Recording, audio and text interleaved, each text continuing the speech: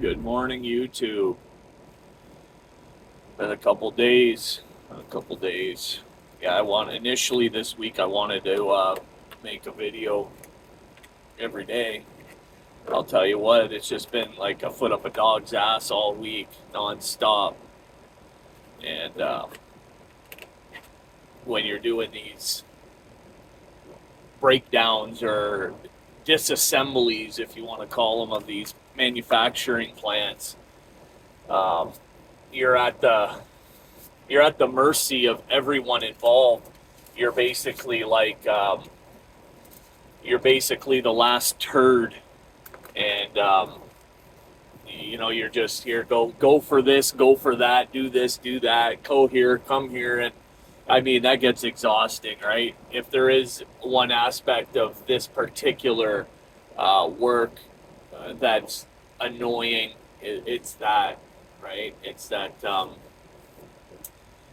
It's when you get these jobs, you have the, the the site manager, you have the manager for the riggers, you've got your own boss, you got to work with the other drivers that are there. It's just, you can imagine, right? So by the end of the day, like, there's no time during the day to do a video, and then by the end of the day, um, I just want to shut down, right? Have a shower. I'm going through like 6 t-shirts a day, right? Literally. Um, the humidity was crazy, and of course, with that kind of weather, it's exhausting, right? Wah, wah. Well, it's not so much crying as it is just the reality of my situation. So today I've got a bit of a reprieve, and they put me on a coil. They pulled me off that job, um, put me on a coil today. Um, it's going to be like a 78,000 pound coil, right? And I know how some people feel about coils. There's guys that are in the flatbed division that work for this company that I'm with. They will not do coils. They will not do coils. And this particular Honda plant that we go to, you can only load suicide. You guys familiar with the different ways to load a coil? You got eye to the sky, so 90 degrees, right? Picture a toilet paper roll, right? So eye to the sky, the open part facing up, that's eye to the sky. Then you got shotgun, right? Which is the eye of the toilet paper roll going in the same direction as the trailer, right? And then you've got suicide, or eye to the side.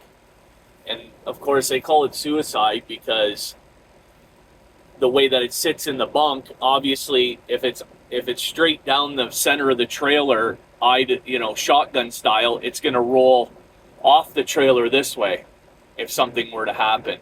Straight up and down, it's going to flop down and fall over. But suicide, if it lets go, it's going to roll straight into your cab, right? And with an 80,000 pound or even a 20,000 pound coil, right, you're in big trouble. And so all you have to do is watch a video or two on some catastrophic coil situations. And if you think too much about it and you're not confident or not properly trained, it can play with your mind and prevent you from wanting anything to do with the coil situation. Um, but I don't mind doing them. I feel confident in my ability. At the end of the day, we're mitigating the risk. There's no like definitive, if you do this, this, and this, nothing's going to happen. Because, so when it comes to load securement, anyone that does flatbed will tell you, you can secure that load till the cows come home. I don't care what you're talking about. But if you're going up and down the road driving like some of the truck drivers we see out here, like you're a door swinger hauling toilet paper up and down the road, and that securement isn't going to be worth a pinch of coon shit, right? You run up on something, you run up, you crest a hill, or you come up into a construction zone, and all of a sudden you're flying, and you're not cognizant of what's going on around you. Next thing you know, yeah, you're in big trouble, and so is everyone around you. So anytime I say all that to say this, when I'm on a coil or anything that has the potential to, well, anytime, I'm always driving defensively, and being mindful. But especially when you've got today, for example, an 80,000 pound coil that's loaded suicide. Listen, I'm not in a hurry to get anywhere, right? Not in a hurry to get anywhere. And lots of space between me and the vehicles around me.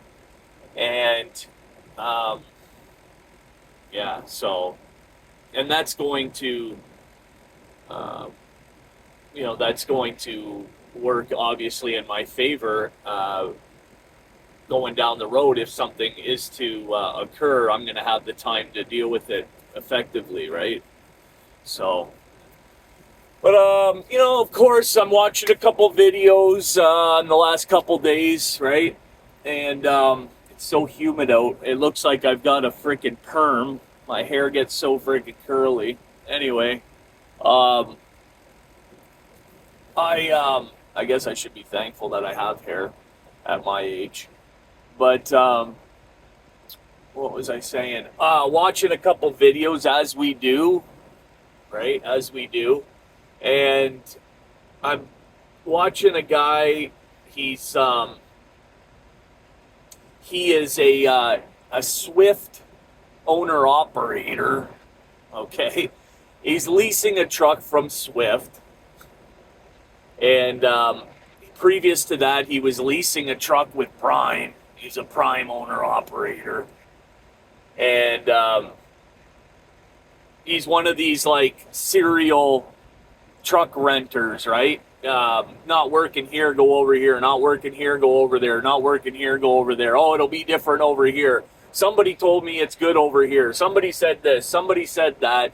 Let me give it a kick at the can over here, right? I'm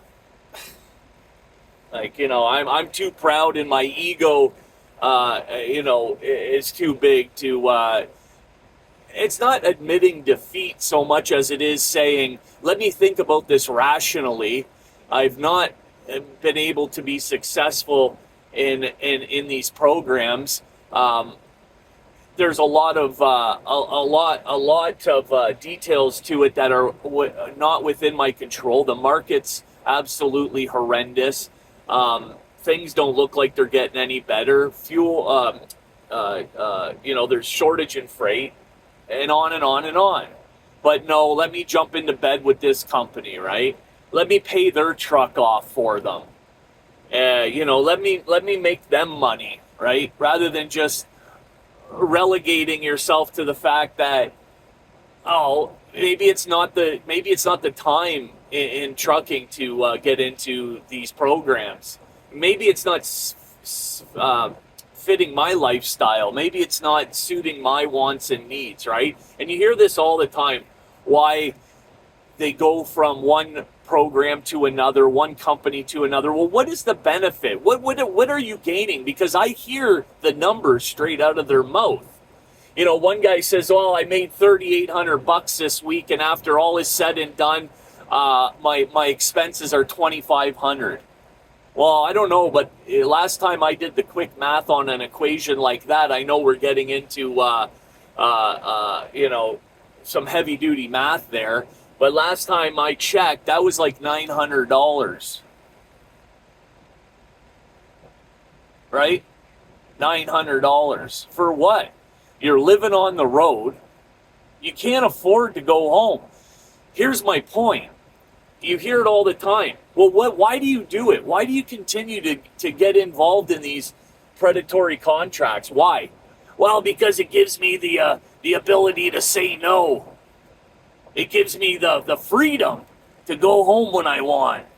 That's why I do it, right? It's not for the money, right? Because they can't sit here and justify not making any money. So it's the freedom, right? Gives me the bullshit. Bullshit. It actually is the exact opposite. You have less freedom because you're on the hook for that bank note, that truck note every week. You're on the hook. Where are you going home? Who's going to pay your truck note that week when you go home? Do you think these companies are stupid? They know they got to keep you poor. If they want to keep that truck running, they need to keep you poor. They can't have you. It's the same with company drivers too, right? If they paid company drivers or truck drivers, whatever, well, $3,000 a week, whatever the case may be, I'm just throwing a number out there. Well, chances are there'd be a time within the year where maybe you'd be able to take a month off. Right? They don't want that. They don't want that. So they keep you poor, especially you lease operators. Come on now. Use your fucking head. But if you were able to think critically, right? If you were a critical thinker, then you wouldn't get involved in these fucking programs to begin with. So he goes on to say, and that's just the beginning, right? But he goes on to say, the biggest problem with folks involved in these programs and why they're not making any money is because they don't fuel smart, right? There's no reason why you should be putting in more than 50 gallons in your fuel tank at for any run. Like, let's put that into perspective. First of all, I call horse shit. Now, you guys all know, you've been watching the channel, I've never been an owner-operator, and I'm not dumb enough to sign a truck rental agreement, okay? So, I could be way off base here. I have an understanding of how fuel works and how you want to, adjust your feeling and fueling. You want to adjust your fueling in relation to how far you're traveling and how many miles that particular run you're on is going to be. And so you're not, right? I get all of that. I get all that. But when you come on YouTube and you say to the world, the reason that guys aren't making any money, guys and gals aren't making, is because they don't know how to fuel. And you shouldn't be putting in more than 50 gallons a time in your fuel tank. Now, that's a head scratcher for me, right? Because I know when I fill my both my 120 gallon tanks up, right? So for a total of 240, which of course I'm never ever putting 240 gallons in at one time because I'm never, I'm never empty. But let's just say I put in 200 gallons of fuel, right? Now, I don't pay attention to, the only time I pay attention how much fuel I'm putting in my truck is depending on how heavy I am. Does that make sense to you? There are times when, depending on what trailer, what configuration I have, right, and what I'm hauling, I may need to scale back on that fuel so that I don't get overweight, right? We grasp that concept. But as far as monetarily speaking, why would it make a difference of if you put 200 gallons in today and you have the ability to use that 200 gallons over the course of the entire week versus filling up 50 gallons every day, hypothetically, theoretically, filling up, let's say 50 gallons today, 50 gallons tomorrow, is that not go on the same week's settlement? And if it doesn't, that fuel doesn't disappear. When you're not running, that fuel doesn't like evaporate. It's still there. So whether you put it in today or you put it in tomorrow, you're paying for it, right? Like, I don't grasp the concept. So if you have a low settlement 1 week because you overfueled, I'm just thinking, like, you know, trying to think to myself, wouldn't that mean that the next week's settlement would be a really good settlement?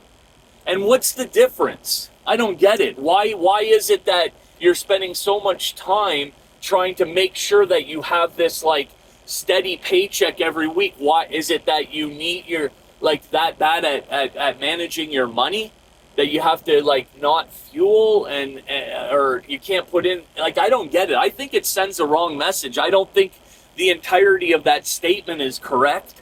I don't think that's, you shouldn't be so hyper focused on, you know, how many gallons you're filling, right? I really don't.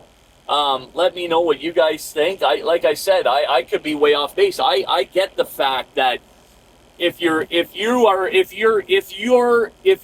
is worth $1,000, right, and you go in and you put $1,000 in fuel, obviously you don't need.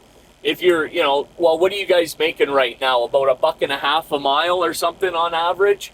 So, you know, at 1,000 miles, right, what do you need? Like 50 gallons of fuel. So I get all of that. I understand that concept. But if you put it in today and then you're going to use it over the course of the week and a half, it just stands to reason that you're going to benefit from that fuel eventually.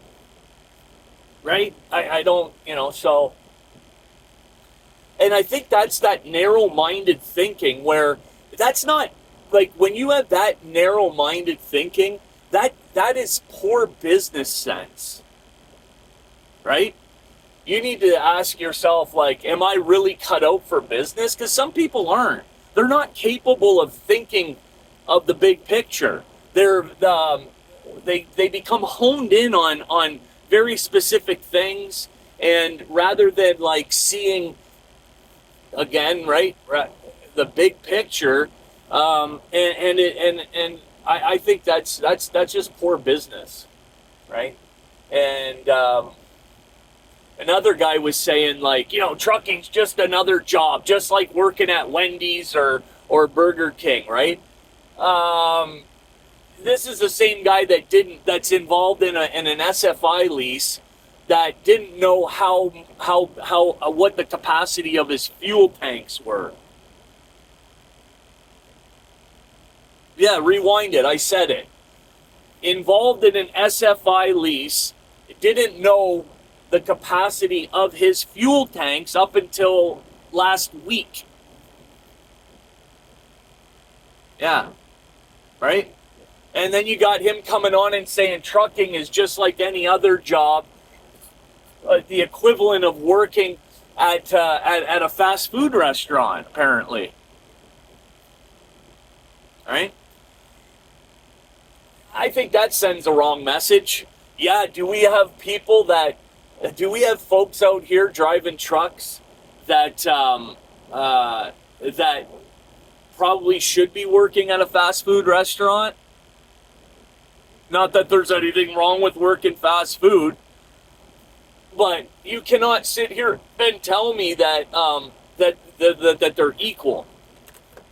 No, right? You can't. If they were equal and the skill set was the same, then it stands to reason you'd be making the same money. And we all know the reason you're in a truck versus not working at Wendy's or McDonald's, right, is because you want to make more money. And, you know, so this is the kind of crap you hear on the internet, right? This is the kind of crap you hear on YouTube. And then you got some, like, you know, youngster that comes on, oh shit, I know how to flip a burger. I guess I know how to drive a truck too all of a sudden, right? But again, We've spoke about it on the channel several times. Low barrier to entry. Low barrier to entry. You don't have to have shit. You don't have to know nothing. You don't have to have anything. You don't have to have any skill whatsoever. Hey, right? Hey, I can drive a car. I can drive a 5-speed Honda, right? I know how to move through the gears in my Honda. I obviously can drive a truck and trailer. Is that true? Yeah. So I just think that,